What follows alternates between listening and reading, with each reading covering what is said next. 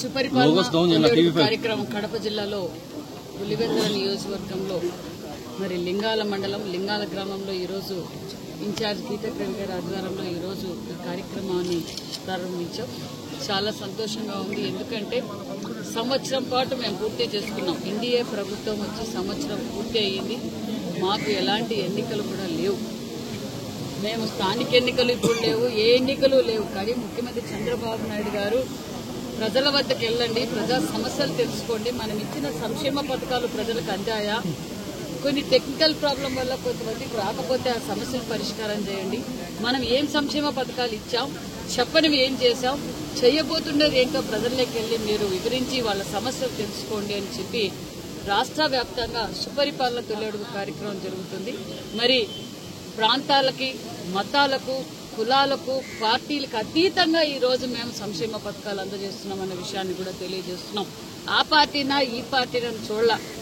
గతంలో కొన్ని పార్టీలు తెలుగుదేశం పార్టీ నాయకులవి పెన్షన్లు కూడా పీకేశారు, అనేక సంక్షేమ పథకాలు తీసేశారు. కానీ చంద్రబాబు నాయుడు గారు ప్రజలు ఎవరిని ఇబ్బంది పెట్టద్దండి, రాజకీయాలొద్దు, అందరికీ న్యాయం చేయండి అని చెప్పి ఈ రోజు సుమారుగా పెన్షనే భారతదేశంలో ఏ రాష్ట్రంలో కూడా 4,000 పెన్షన్ అందజేసిన ప్రభుత్వం ఎన్డీఏ ప్రభుత్వం, ఏకైక ముఖ్యమంత్రి చంద్రబాబు నాయుడు గారు అన్న విషయాన్ని కూడా మీకు తెలియజేస్తున్నాం.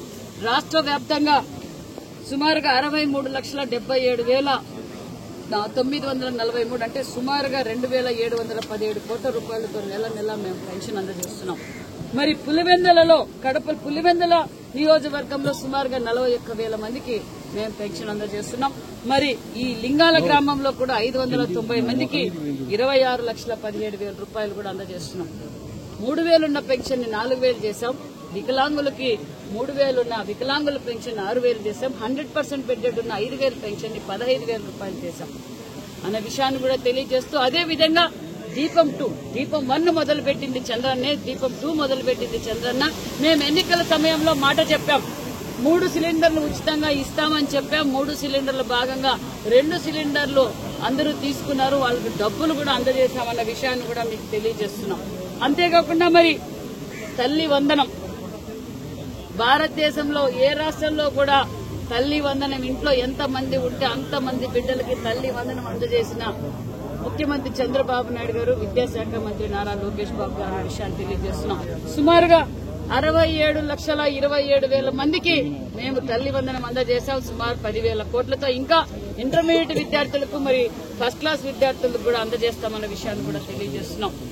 మేము తల్లి ప్రేమ పరిమితం చేయలేదు, ఒక్కరికే పరిమితం చేయలేదు. ఇంట్లో ఎంతమంది ఉంటే అంతమంది బిడ్డలకి తల్లి వందనం అందజేసిన ప్రభుత్వం ఎన్డీఏ ప్రభుత్వం అనే విషయాన్ని కూడా మీకు తెలియజేస్తున్నాం.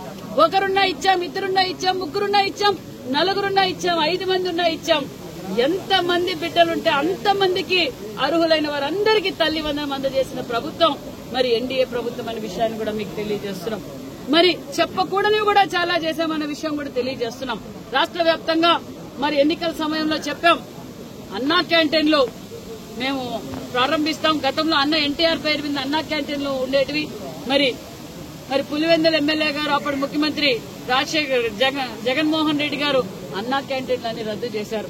మేము అప్పుడు కూడా అడిగాం, అయ్యా ఎన్టీఆర్ గారి పేరు తీసేసి రాజారెడ్డి గారి పేరు, రాజశేఖర రెడ్డి గారి పేరు పెట్టండి, బడుగు బలహీన వర్గాలు సంపూర్ణంగా భోంచేస్తారంటే అన్నా క్యాంటీన్లు కూడా తొలగించారు.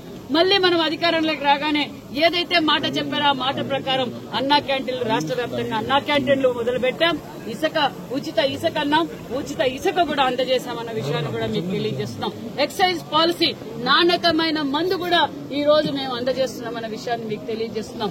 మెగా డిఎస్సీ ఇచ్చాం. మరి ఆ రోజు జగన్మోహన్ రెడ్డి గారు చెప్పారు, నేను వస్తే ప్రతి సంవత్సరం మెగా జాబ్ క్యాలెండర్ అన్నారు, ఒక్క డిఎస్సీ కూడా వదలలేదు. మళ్లీ మేము అధికారంలోకి రాగానే మెగా డిఎస్సీ కూడా మేము నోటిఫికేషన్ ఇచ్చామన్న విషయాన్ని కూడా తెలియజేస్తున్నాం. అంతేకాకుండా చెప్పకూడని పనులు ఎన్నో మొదలు పెట్టాం. పిల్లలకి డొక్కా సీతక్క పేరు మీద మధ్యాహ్నం పూట భోజనం కూడా అరేంజ్ చేశాం. అంతేకాకుండా సూపర్ ఫైన్ రైస్ ప్రతి స్కూల్లోనూ పిల్లలు లావు బియ్యంతో మధ్యాహ్నం పూట కావచ్చు, వెల్ఫేర్ హాస్టల్స్ లో కావచ్చు సరిగ్గా భోంచేయడం లేదని తెలుసుకున్న విద్యాశాఖ మంత్రి నారా లోకేష్ బాబు గారు super rice, super fine rice కూడా అందజేయడం వల్ల పిల్లల్లో ఆనందంగా ఉన్నారన్న విషయం కూడా మీకు తెలియజేస్తున్నాం. ఇలా అభివృద్ధి ధ్యేయంగా పనిచేస్తున్నాం. మరికొన్ని పరిశ్రమలు తీసుకొచ్చాం. ఉపాధి చూపిస్తున్నాం. సంక్షేమం ఒక పక్క, ఉపాధి ఓ పక్క, సంపద సృష్టించగల నాయకుడు చంద్రబాబు నాయుడు గారు. ప్రజల్లోకి వెళ్ళండి.